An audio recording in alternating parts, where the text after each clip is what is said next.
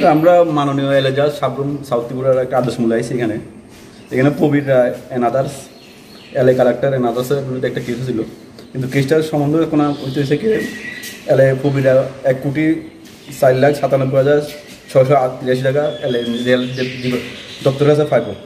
তখন এই টাকা তারা রেল দপ্তর ওখান থেকে আমরা পাওয়া হয়েছে না। তখন এটার বিনিময়ে তখন তারা যখন কেস করছে তখন মাননীয় আদালত থেকে একটা রায় হয়েছে স্টেশন মাস্টারের এখানে যে জিনিস আছে তাহলে জিনিসটি যাতে নিয়ে আমরা কোরপ করি আর কি। এই আদেশ মূল্যে আমরা তখন এখান থেকে আমরা কোরপ করতেছি।